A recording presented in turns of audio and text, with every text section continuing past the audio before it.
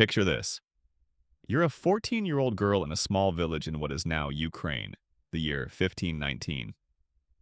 The morning air carries the scent of freshly baked bread from your family's modest home, and you can hear your father preparing for his duties as the local Orthodox priest. Your name is Anastasia, though the world will soon forget that name entirely. You're helping your mother tend to the garden when you hear something that makes your blood turn to ice.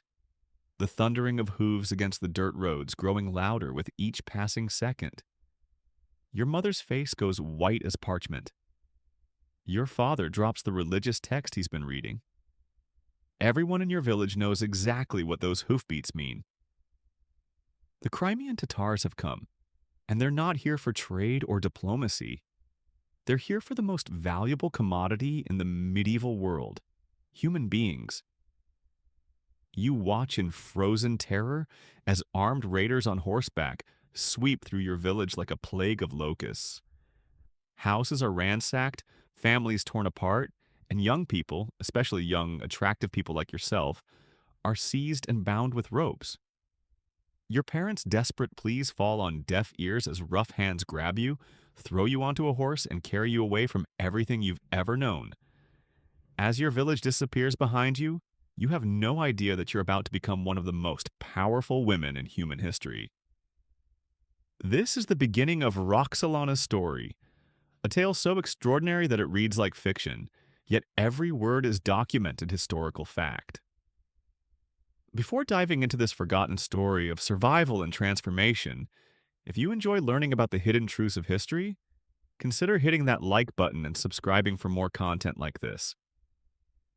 Please comment below to let me know where you're listening from. I find it incredible that we're exploring these stories together from different parts of the world, connected across time and space by our shared curiosity about the past. But Roxolana's story isn't just about one remarkable woman. It's about the brutal machinery of the Ottoman slave trade that consumed hundreds of thousands of lives, about an empire at the height of its power, and about how a teenage girl from a tiny village managed to reshape the course of history itself. What you're about to hear will challenge everything you think you know about power, survival, and the price of ambition in the medieval world. The journey from your Ukrainian village to the slave markets of Constantinople is a nightmare that will haunt you for the rest of your life. You're chained together with dozens of other captives, young men and women torn from their families just as brutally as you were. The Crimean Tatars who seized you are professionals at this horrific trade. They've perfected the art of human trafficking over generations, knowing exactly how to transport their human cargo while keeping them alive and relatively undamaged for sale. For 10 days, you travel by foot and horseback, across terrain that would be beautiful under different circumstances. But you see none of the rolling hills or ancient forests.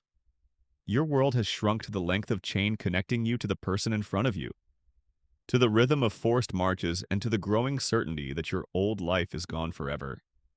The other captives whisper stories when the guards aren't listening.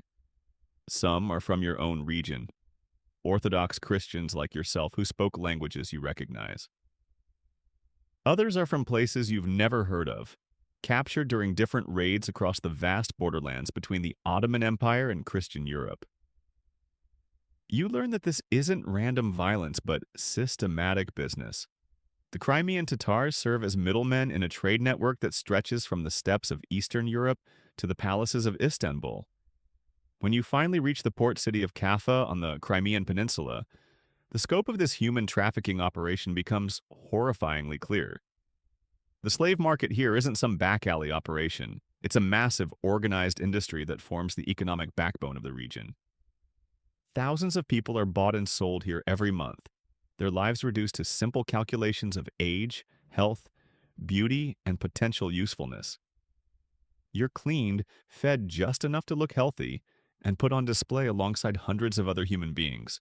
Buyers walk among you like farmers examining livestock, checking your teeth, testing your reflexes, evaluating your potential value in various capacities. The whole process is designed to strip away every trace of your humanity, to transform you from a person with a name and a family into a commodity with a price. But here's where your story takes an unexpected turn. Among the buyers examining the new arrivals is a man named Pargali Ibrahim Pasha, and he's not shopping for himself. Ibrahim is the closest friend and most trusted advisor to the new Sultan of the Ottoman Empire, a young man named Suleiman who has just inherited the most powerful throne in the world. Ibrahim is looking for a special gift for his childhood friend, something that will delight the new Sultan and strengthen their already close relationship. When Ibrahim's eyes fall on you, something about your appearance catches his attention. Maybe it's your obvious intelligence, visible even through the trauma and exhaustion of captivity. Maybe it's your beauty, which hasn't been completely destroyed by the horrific journey. Or maybe it's something more subtle, a quality of resilience that suggests you might survive and even thrive in the deadly environment of the Ottoman court. Whatever the reason, Ibrahim decides you're worth purchasing. The price he pays for you is substantial, enough to feed a peasant family for months. But from his perspective, you're not just another slave. You're a potential key to the heart of the most powerful man in the world. He has no idea how right he is. The sea voyage from Kaffa to Constantinople gives you your first glimpse of the empire that now owns you. The ship is filled with slaves from across Eastern Europe and beyond, Russians, Poles, Georgians, Circassians, and dozens of other peoples whose homelands have become hunting grounds for Ottoman slave traders. You're all heading to the same destination, the great city of Constantinople, capital of an empire that stretches from the gates of Vienna to the deserts of Arabia. As the ship approaches the Golden Horn, you see a city unlike anything in your previous experience. Constantinople in 1520 is one of the largest and most magnificent cities in the world, home to over 500,000 people and growing rapidly as the Ottoman Empire reaches the peak of its power. The skyline is dominated by the massive dome of Hagia Sophia, once the greatest church in Christendom, now converted into a mosque that symbolizes Ottoman triumph over the Byzantine Empire. But you're not being taken to see the sights. You're bound for the Topkapi Palace, the nerve center of Ottoman power and home to the most complex and dangerous court in the world. The palace complex covers over 170 acres and houses thousands of people, administrators, guards, servants, craftsmen, and the members of the imperial household who keep the empire running. Your destination within this vast complex is the harem, though you don't yet understand what that means. The word itself comes from the Arabic haram, meaning forbidden, and it refers to the women's quarters of the palace where the sultan's wives, concubines, and female servants live in strict seclusion from the outside world. The harem isn't just a collection of beautiful women kept for the sultan's pleasure. It's a sophisticated political institution that plays a crucial role in the governance of the empire. When you arrive at the harem, you're immediately struck by the contrast between its opulent surroundings and the strict discipline that governs every aspect of life within its walls. The rooms are decorated with the finest silk carpets, precious jewels, and artwork from across the empire. But the women who inhabit these beautiful spaces move with the careful precision of people who understand that their lives depend on following complex rules and maintaining delicate relationships. The harem operates according to a rigid hierarchy that determines everything from where you sleep to what you eat to whether you'll live or die. At the top of this hierarchy is the Valide Sultan, the mother of the reigning sultan who wields enormous power within the palace. Below her are the sultan's wives and favored concubines, each competing for position and influence. At the bottom are newcomers like yourself, who must prove their worth or risk being forgotten entirely. Your first weeks in the harem are a crash course in survival. You're assigned to work in the palace laundry alongside other new arrivals, learning the routines and expectations that govern daily life. The work is hard, but it's also an opportunity to demonstrate the skills that might elevate your status. You discover that your abilities as an embroiderer, learned from your mother back in Ukraine, are highly valued here. More importantly, you begin to understand that intelligence and adaptability matter more than beauty in this environment. The other women in the laundry come from across the empire and beyond. There are Circassians and Georgians from the Caucasus, known for their legendary beauty. There are Italians and Greeks captured during Ottoman naval raids in the Mediterranean. There are Africans from Egypt and the Sudan, brought north along ancient slave trading routes. Each woman has her own story of loss and adaptation, her own strategy for surviving in this golden prison. But you quickly realize that survival isn't enough. The harem contains hundreds of women, but only a handful will ever catch the Sultan's attention. Most will live out their lives as servants, forgotten by history and unknown even to the man who technically owns them. If you want to control your own fate, you need to find a way to rise above the crowd. This is where your musical abilities become crucial. During your childhood in Ukraine, you learned traditional songs and melodies that now seem like echoes from another world. In quiet moments when the laundry work is done and the supervisors aren't watching, you sing softly to yourself, partly for comfort, partly from habit, and partly because music is one of the few things that connects you to who you used to be. One afternoon, as you're working at your embroidery and humming a Ukrainian folk song, you notice that someone has stopped outside the laundry room. Through the partially open door, you catch a glimpse of silk robes and the distinctive headgear that marks high rank within the palace. You don't know it yet, but Sultan Suleiman himself is passing by, drawn by the unfamiliar melody drifting from the women's workspace. Suleiman is 26 years old and has been sultan for less than a year, but he's already showing signs of the brilliance that will make him one of history's greatest rulers. He's well educated, fluent in several languages, and sophisticated enough to appreciate the subtle beauty of foreign music. When he hears your voice singing in a language he recognizes as Slavonic, his curiosity is immediately aroused. The Sultan stops and listens, trying to make out the words of your song. His own education included some study of Slavonic languages, enough to understand that you're singing about home and loss, with a poignancy that touches something deep in his soul. Here is a man who commands armies and governs an empire, yet he's moved by the simple, heartfelt song of a teenage slave girl who doesn't even know he's listening. What happens next will change both of your lives forever. Suleiman approaches the laundry room and asks to speak with the singer. When you're brought before him, still wearing your work clothes and obviously nervous, he begins a conversation in halting Slavonic. Your ability to respond intelligently, to discuss not just your music but your homeland and your experiences, impresses him far more than mere beauty ever could. This is the moment when Anastasia, the priest's daughter from a Ukrainian village, begins her transformation into Hurrem's Sultan, one of the most powerful women in Ottoman history. But the path from slave to sultana is fraught with dangers that you can't yet imagine. The harem is filled with women who would kill for the opportunity you've just been given, and the Ottoman court is a place where today's favorite can become tomorrow's corpse with frightening speed. Your rise to prominence begins almost immediately after that first encounter with Suleiman. Within days, you're moved from the laundry to more prestigious quarters within the harem. Your new rooms are still modest by palace standards, but they represent a dramatic improvement in your circumstances. More importantly, they signal to the other women that you've caught the Sultan's attention, a development that makes you both envied and endangered. The harem operates on a principle that every woman understands, but no one speaks aloud. There can be only one favorite at a time, and maintaining that position requires constant vigilance. The current Haseki, the Sultan's chief concubine, is a woman named Mahidevran, and she's been Suleiman's favored companion since before he became Sultan. She's already given him a son, Prince Mustafa, which gives her enormous prestige and power within the palace hierarchy. Mahidevran views your sudden rise with the cold calculation of someone who understands exactly what's at stake. She's spent years building her position, carefully cultivating relationships and eliminating rivals.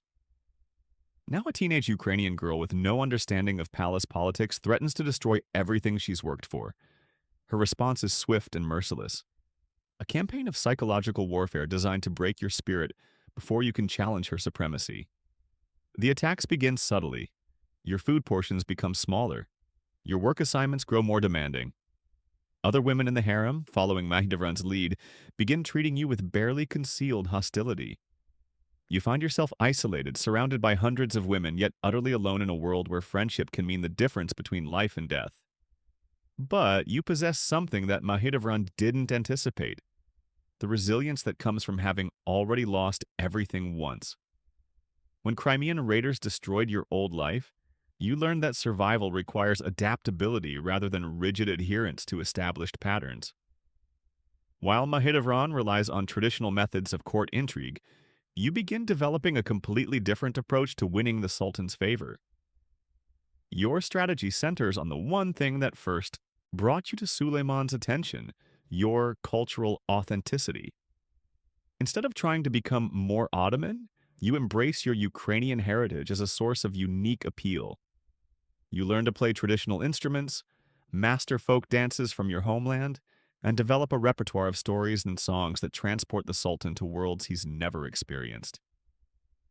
This approach proves brilliant because it offers Suleiman something no other woman in the harem can provide: genuine novelty.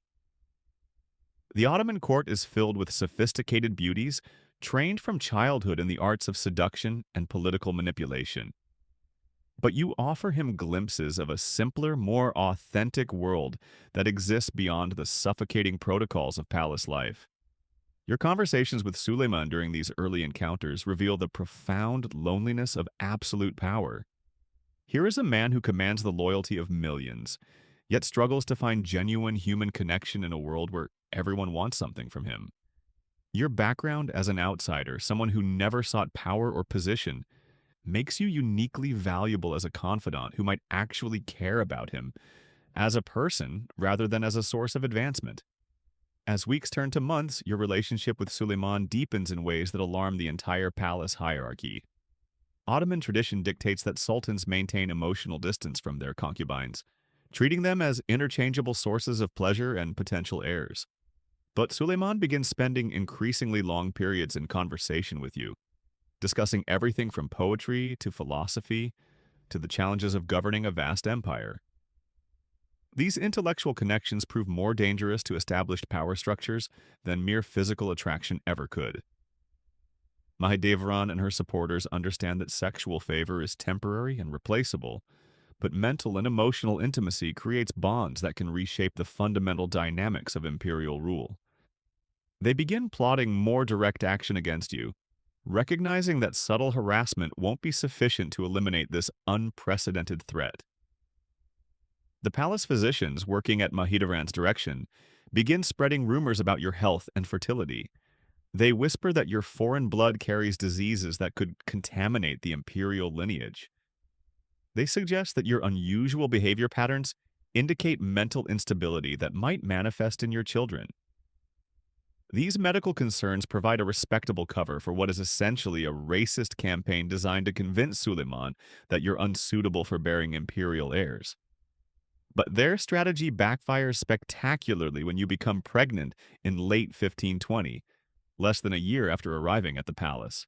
The news sends shockwaves through the harem and the broader Ottoman court, because it violates several fundamental assumptions about how imperial succession is supposed to work. According to established tradition, Mahidevran, as the mother of the eldest prince, should be the sultan's primary focus for producing additional heirs. Your pregnancy represents more than just personal success. It's a direct challenge to the entire system of harem hierarchy that has governed Ottoman palace life for generations. Suddenly, other women begin questioning whether traditional rules still apply. If a teenage foreign slave can rise from the laundry to bearing imperial children within months, what does that mean for the carefully constructed social order that everyone else has spent years navigating?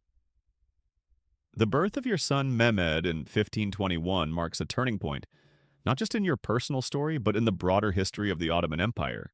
For the first time in generations, a sultan has two sons by different mothers living simultaneously in the palace. This situation creates immediate political complications because Ottoman succession law is designed around the principle that only one heir should survive to adulthood, preventing the civil wars that have torn apart other dynasties. Your son's birth also triggers a cascade of changes in your own status within the palace. You're no longer just another concubine who happened to catch the sultan's eye. You're now the mother of a potential heir to one of the world's most powerful thrones. This new position brings privileges and protections you've never experienced, but it also makes you a target for even more sophisticated forms of political attack. Mahidevran's response to your son's birth reveals the true ruthlessness that underlies the elegant facade of palace life. She begins cultivating relationships with government officials and military commanders who might support her son Mustafa's claim to eventual succession. Her strategy is to position herself as the defender of Ottoman tradition against foreign influence, painting you as a corrupting outsider whose rapid rise threatens the stability of the empire itself. This campaign gains traction among conservative elements within the government who are already uncomfortable with Suleiman's unconventional approach to many aspects of imperial rule. They point to your influence over the Sultan as evidence that he's becoming too susceptible to foreign ideas and abandoning the military focus that made the Ottoman Empire great. Your very success becomes proof in their minds that something is fundamentally wrong with the direction of imperial policy.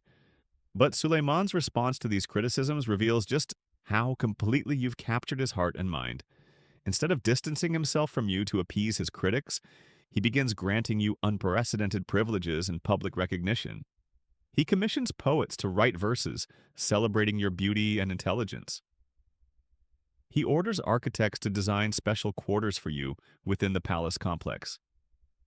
Most shocking of all, he begins consulting with you on matters of state policy, treating you as a trusted advisor rather than merely a source of personal pleasure.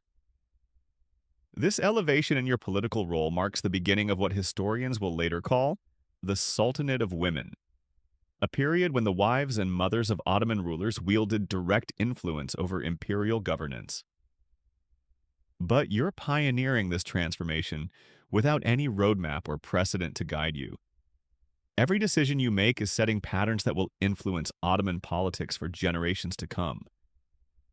Your growing political involvement also brings you into direct conflict with established government officials who resent having to compete with a former slave for the Sultan's attention. The Grand Vizier and other high-ranking ministers begin viewing you as a threat to their own influence, creating a complex web of court intrigue that extends far beyond the traditional boundaries of harem politics. The most dangerous of these conflicts involves Ibrahim Pasha, the same man who originally purchased you at the slave market in Kaffa. Ibrahim has risen to become Suleiman's most trusted advisor and closest friend, wielding enormous power over both domestic and foreign policy. Initially, he views your influence over the Sultan as beneficial, since it was his gift that brought you to Suleiman's attention in the first place. But as your political role expands, Ibrahim begins to see you as a rival for the Sultan's trust and confidence. The man who once viewed you as a useful tool for maintaining his friendship with Suleiman now recognizes that you've become an independent power center within the palace, someone who might eventually challenge his own position as the emperor's chief counselor. This recognition sets the stage for a deadly game of political maneuvering that will ultimately determine whether you can consolidate your remarkable rise or whether the established power structures of the Ottoman court will find ways to destroy you. The stakes couldn't be higher. Failure doesn't just mean losing your privileged position, it means death for you and potentially for your son as well. As 1522 dawns, you find yourself in an extraordinary position for someone who was a slave just 2 years earlier. You're the mother of an imperial prince, a trusted confidant of the Sultan, and an emerging political force within the Ottoman government. But you're also surrounded by enemies who view your very existence as an existential threat to their own power and position. Your transformation from Anastasia, the priest's daughter, to Hurrem, the imperial concubine, is nearly complete.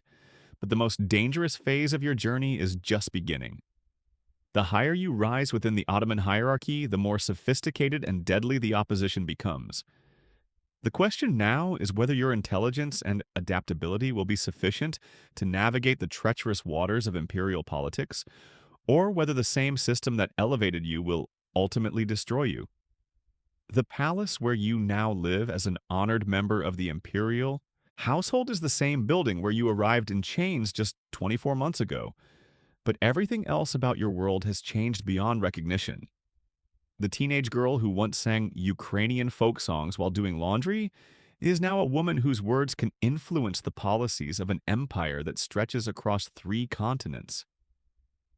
Yet beneath all the silk robes and precious jewels, beneath the political power and imperial favor, you remain fundamentally the same person who was torn from her family in a Ukrainian village. The trauma of that loss, the memory of everything you've survived, and the knowledge that your position depends entirely on the continued affection of one man, all of these realities shape every decision you make as you prepare for the even greater challenges that lie ahead. The year 1523 brings a test that will either cement your power or destroy everything you've built. You discover you're pregnant again, and this time, the entire palace watches with bated breath to see whether you can produce another healthy heir. The pressure is immense, not just from your enemies who hope you'll fail, but from Suleiman himself, who has begun to see your fertility as proof of divine favor for his reign. But pregnancy in the Ottoman palace isn't just a personal matter, it's a political event that reshapes the entire balance of power within the empire. Every morning sickness episode, every change in your appetite, every shift in your mood becomes the subject of intense speculation among courtiers trying to predict the future of imperial succession. Palace physicians examine you with the intensity of fortune tellers reading omens, because the sex and health of your unborn child could determine the fate of the dynasty. The birth of your daughter Mihrimah in 1524 initially disappoints those who hoped for another male heir, but you quickly recognize that having a daughter brings its own strategic advantages. In Ottoman politics, imperial daughters serve as valuable diplomatic assets, their marriages cementing crucial political alliances. More immediately, Mihrimah's birth proves that your first pregnancy wasn't a fluke. You're capable of consistently producing healthy children for the imperial lineage.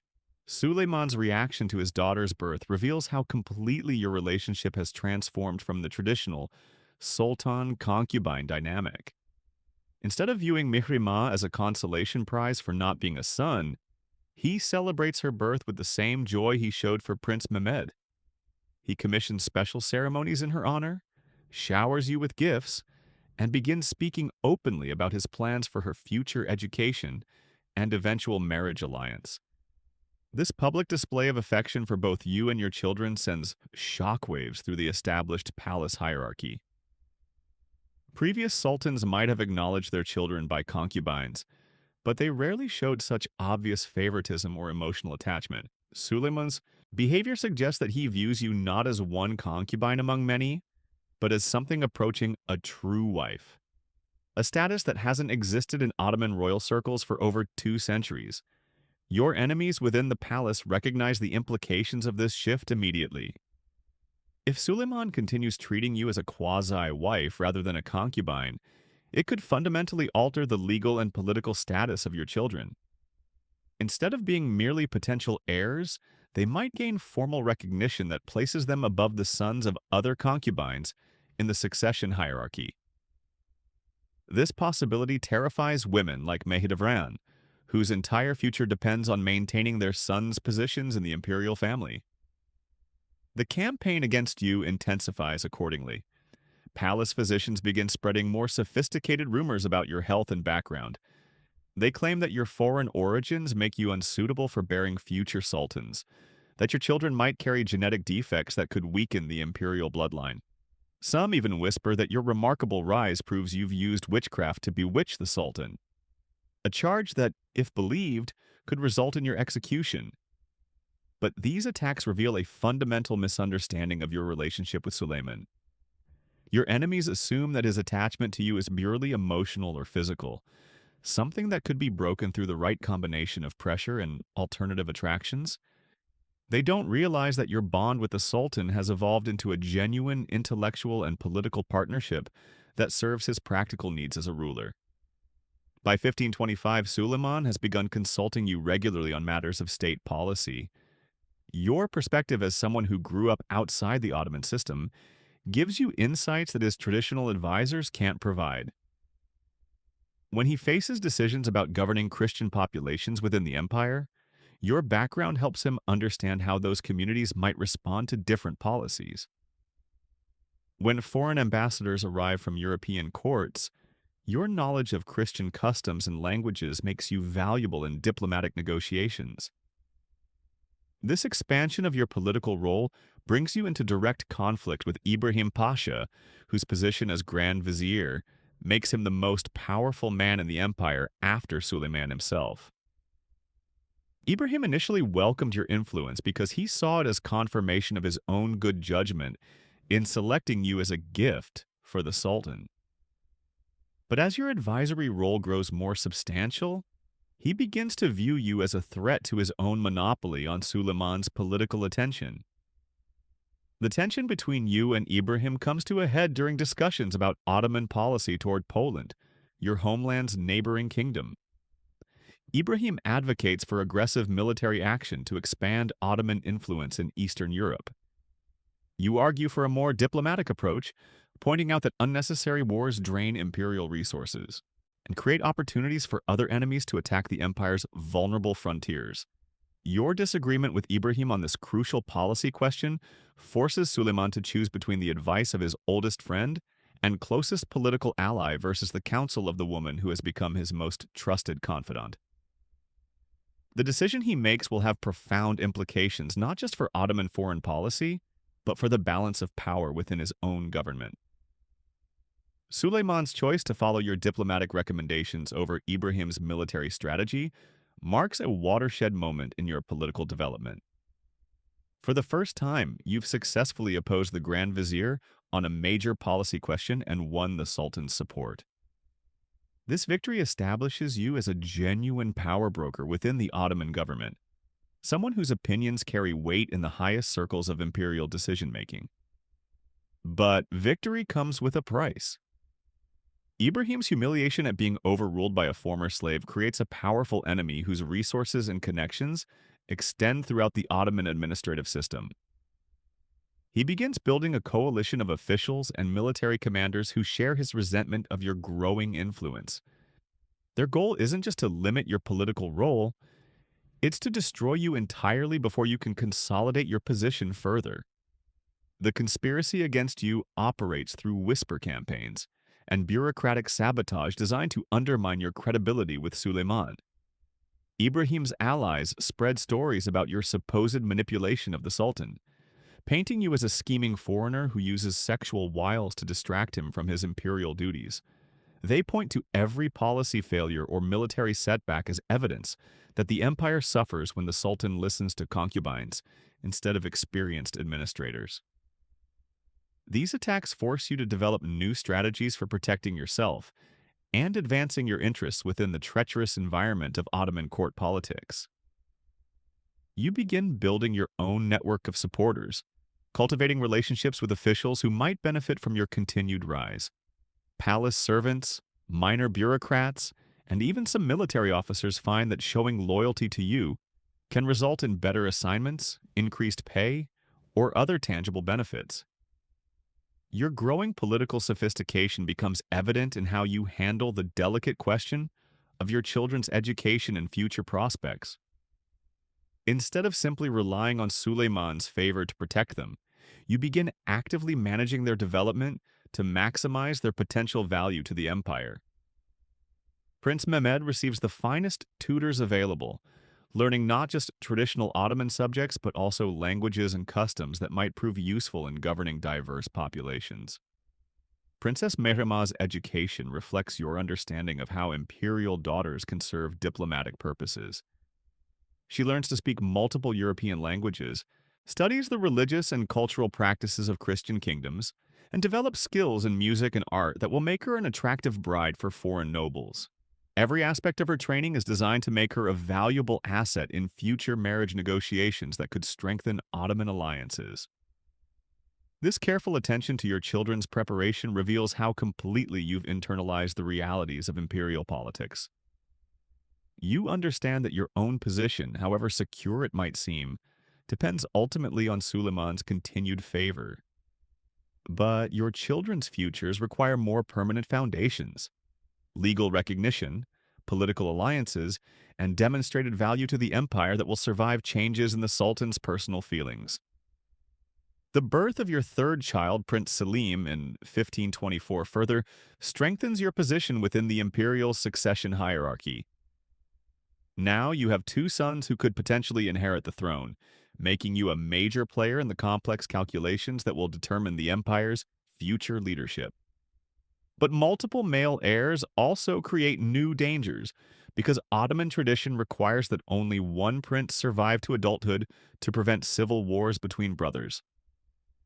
Your growing family attracts increasing attention from foreign diplomats and intelligence agents trying to understand the changing dynamics of Ottoman court politics. European ambassadors send detailed reports to their home governments about your influence over Suleiman, speculating about how your rise might affect the empire's foreign policy decisions. Some suggest that your background as a Christian captive might make you sympathetic to European interests, though they badly underestimate your complete transformation into an Ottoman political actor. The most perceptive foreign observers recognize that your influence represents something genuinely new in Ottoman politics. The emergence of a woman who wields power not just through traditional harem intrigue, but through direct participation in governmental decision-making. This development alarms European courts because it makes Ottoman policy less predictable, shaped by someone whose motivations and loyalties they don't fully understand. By 1526, your transformation from Ukrainian peasant girl to Ottoman power broker is essentially complete. You speak Turkish with the fluency of a native, understand the complex protocols of palace life, and navigate court politics with the skill of someone born to imperial privilege. The frightened teenager who arrived in chains 6 years earlier has become a sophisticated political operator whose decisions affect the lives of millions across the empire. But this remarkable transformation comes with psychological costs that you carefully hide from everyone around you. In quiet moments, when the demands of court life temporarily subside, you sometimes remember the girl you used to be, Anastasia, who helped her mother in the garden and listened to her father's religious teachings. That person seems like someone from a half-remembered dream. So completely has she been replaced by Hurrem Sultan, the imperial concubine whose name inspires both fear and respect throughout the Ottoman world. The most difficult aspect of your new identity is the complete severance from your past life and family.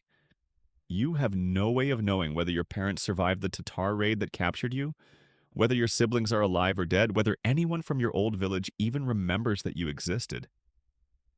This uncertainty haunts you, creating a profound loneliness that all the wealth and power in the world cannot eliminate. Yet you've learned to channel this pain into political strength. The knowledge that you have no safety net, no family connections, or inherited privileges to fall back on makes you more ruthless and calculating than competitors who take their positions for granted. Every decision you make is informed by the understanding that failure means not just personal destruction, but the end of everything you've built for your children. Your relationship with Suleiman continues to deepen in ways that mystify both supporters and enemies.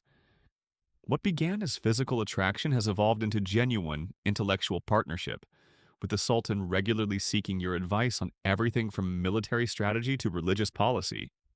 Your conversations range across subjects that would have been unimaginable for a concubine to discuss with previous sultans: philosophy, poetry, the challenges of governing a multi-ethnic empire, the balance between Islamic law and practical administration. This intellectual intimacy creates a bond that proves far more durable than mere sexual attraction. As both you and Suleiman age, as the initial excitement of your relationship matures into something deeper and more complex, your influence over him actually increases rather than diminishing. You become not just his lover, but his closest confidant, the person he trusts above all others to understand his burdens and share his responsibilities. The year 1526 also brings the first clear signs that your remarkable rise has fundamentally altered the structure of Ottoman palace politics. Other concubines begin imitating your strategies, trying to gain the Sultan's attention through displays of intelligence and cultural knowledge rather than merely physical beauty. The entire harem system starts adapting to accommodate the new reality that intellectual companionship might be more valuable than traditional feminine accomplishments. But your success also creates new forms of competition that threaten your position in unexpected ways. As it becomes clear that Suleiman values education and sophistication in his women, the palace begins recruiting concubines with more impressive backgrounds, daughters of conquered nobles, captured princesses, highly educated women from across the empire. These new arrivals pose a different kind of challenge than Mahidevran's traditional court intrigue because they can potentially offer Suleiman the same intellectual stimulation that made you valuable. Your response to this evolving competition reveals the full extent of your political maturation. Instead of trying to prevent other women from gaining education or access to the Sultan, you begin positioning yourself as a mentor and patron who can help promising concubines develop their potential. This strategy serves multiple purposes. It creates a network of women who owe their advancement to your support, demonstrates your confidence in your own irreplaceable value to Suleiman, and establishes you as a stabilizing force within the harem hierarchy. The wisdom of this approach becomes evident when several of your protégés gain modest favor with the Sultan, but then use their positions to reinforce your own influence, rather than challenging it. They understand that their continued success depends on maintaining your goodwill, creating a feedback loop that actually strengthens your position as more women achieve prominence within the palace. By the end of 1526, you've accomplished something that would have seemed impossible when you first arrived at the palace. You've not only survived the transition from slave to sultana, but you've fundamentally transformed the system that created your opportunity. The Ottoman harem will never again be the same institution it was before your arrival, because you've proven that intelligence and political skill can be more powerful than traditional forms of feminine influence. Your story has reached a crucial turning point. The frightened girl who was torn from her Ukrainian village has become one of the most powerful women in the world, a political force whose decisions shape the policies of a global empire. But the greatest challenges still lie ahead, because success at your level inevitably attracts enemies whose resources and determination match your own. The question now is whether you can consolidate your remarkable achievements and pass them on to your children, or whether the same system that elevated you will ultimately find ways to destroy what you've built. The palace that once seemed like an alien world has become your domain, but it remains a place where today's triumph can become tomorrow's catastrophe with frightening speed. As you prepare for the next phase of your extraordinary journey, you carry with you all the lessons learned from your impossible rise. The understanding that survival requires constant vigilance, that power demands continuous reinvention, and that the price of security is eternal preparation for the battles that never truly end. The years between 1527 and 1534 represent the most dangerous period of your entire remarkable journey. You've achieved unprecedented power for a woman in the Ottoman Empire, but that very success has painted a target on your back that grows larger with each passing day. Ibrahim Pasha's resentment festers like an infected wound, and his network of allies within the government and military grows more sophisticated in their opposition to your influence. The crisis comes to a head in 1533 when Ibrahim makes a fatal miscalculation. Emboldened by his military successes in Europe and convinced that his friendship with Suleiman makes him untouchable, he begins openly questioning the Sultan's judgment in front of other officials. During one particularly heated council meeting about taxation policy, Ibrahim suggests that Suleiman has become too influenced by palace women to make sound decisions about imperial governance. The room falls silent as everyone realizes what Ibrahim has just done. In Ottoman court culture, public criticism of the Sultan's judgment isn't just disrespectful, it's tantamount to treason. But Ibrahim's reference to palace women makes his target unmistakably clear. He's essentially accused you of corrupting the Sultan's decision-making abilities, a charge that threatens not just your position but your life. Word of Ibrahim's outburst reaches you within hours, carried by the network of informants you've carefully cultivated throughout the palace complex. The news fills you with a mixture of fear and cold calculation. You understand immediately that Ibrahim has crossed a line from which there can be no retreat. Either he will succeed in destroying you, or you will find a way to destroy him first. There's no middle ground in this conflict anymore. Your response reveals the full extent of your political evolution over the past 13 years. The frightened teenage girl who once sang Ukrainian folk songs while doing laundry has been replaced by a sophisticated operator who understands exactly how to manipulate the levers of imperial power. You don't confront Ibrahim directly or make dramatic public accusations. Instead, you begin a careful campaign designed to let Ibrahim destroy himself through his own arrogance and miscalculations. Working through intermediaries and allies you've cultivated over years of careful relationship building, you begin feeding Suleiman information about Ibrahim's growing presumption and disrespect. You don't present this intelligence as accusations. You frame it as concerned observations from someone who cares about the Sultan's dignity and authority. Your approach is subtle, sophisticated, and utterly ruthless in its effectiveness. The brilliance of your strategy lies in how it uses Ibrahim's own personality against him. You know that he's become increasingly arrogant with success, more willing to speak carelessly in front of others. So you create situations where his natural tendencies toward boastfulness and criticism reveal themselves to Suleiman in the most damaging possible light. The end comes with shocking suddenness. On March 15th, 1536, Ibrahim Pasha is invited to dine privately with Suleiman at the palace. It's presented as a gesture of friendship, a chance for the Sultan and his oldest companion to resolve their recent tensions through honest conversation. Ibrahim arrives confident that his personal relationship with Suleiman will overcome any temporary difficulties. He never leaves the dining room alive. By morning, the most powerful man in the Ottoman Empire after Suleiman himself is dead, his body discovered by servants who had been instructed to wait before entering the chamber. The official cause of death is listed as sudden illness, but everyone in the palace understands what really happened. Ibrahim Pasha has been executed on Suleiman's direct orders, eliminated as efficiently as any common criminal. The shockwaves from Ibrahim's death ripple through every level of Ottoman society. Here was a man who had risen from humble origins to become Grand Vizier, who had led armies to victory and negotiated treaties with European powers. If someone of his stature could be destroyed overnight, what did that mean for everyone else's security? The message is unmistakable. No one, regardless of their past services or personal relationships with the Sultan, is safe if they challenge his authority. But the most profound impact of Ibrahim's elimination is on your own position within the imperial hierarchy. With your most dangerous enemy removed, you suddenly find yourself with unprecedented freedom to consolidate and expand your influence.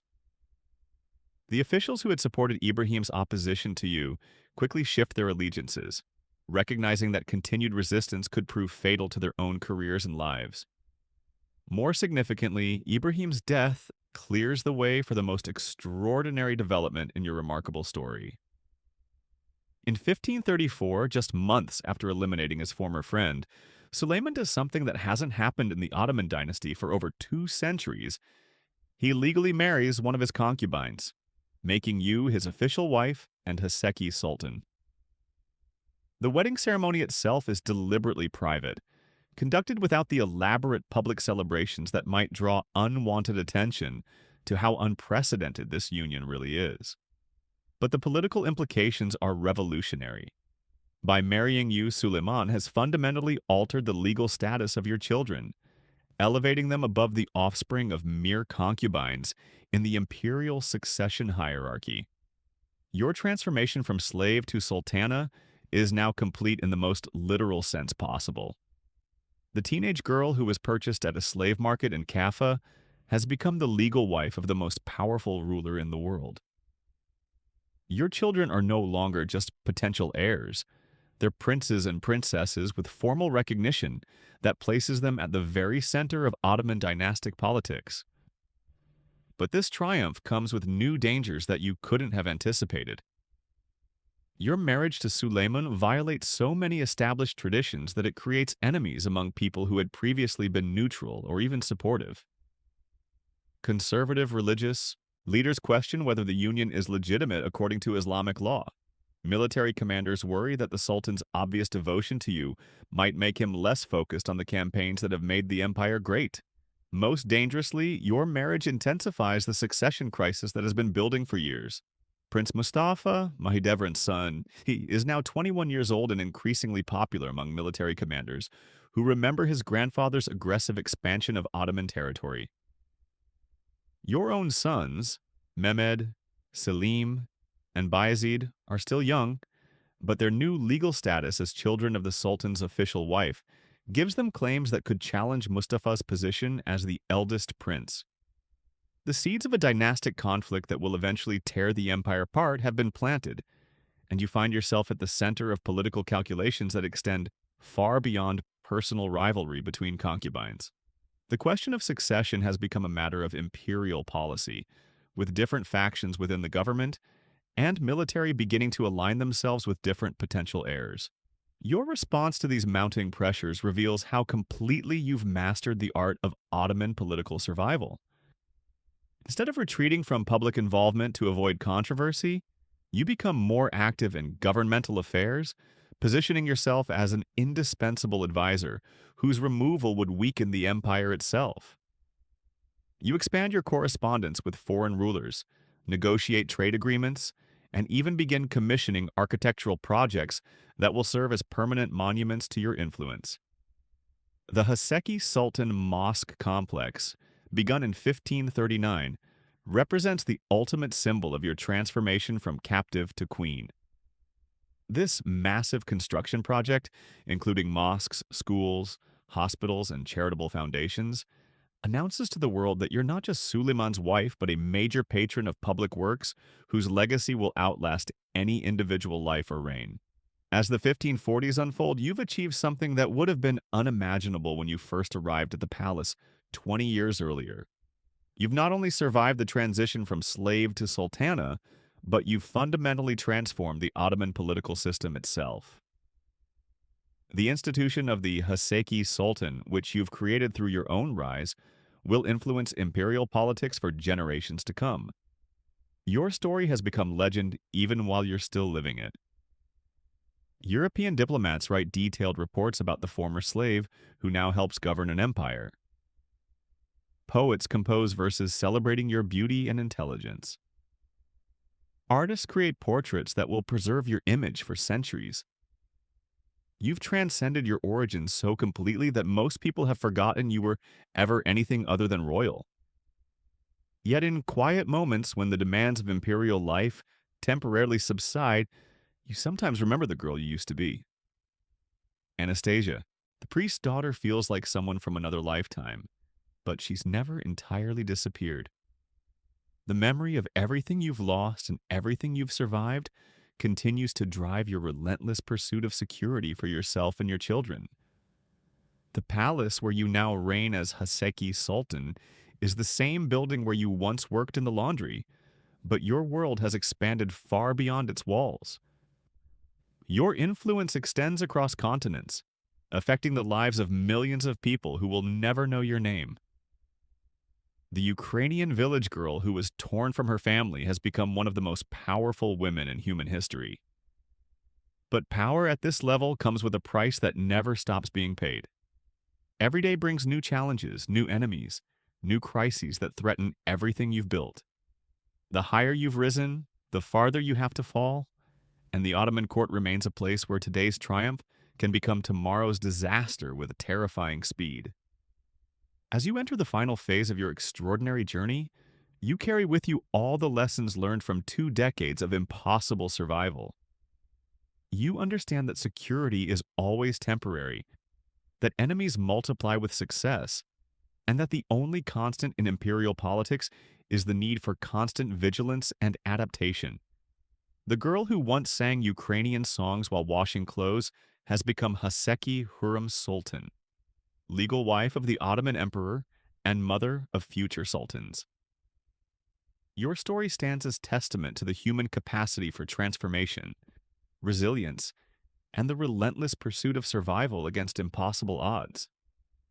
From slave to sultana, from victim to victor, you've rewritten the rules of power itself and left a legacy that echoes through the centuries.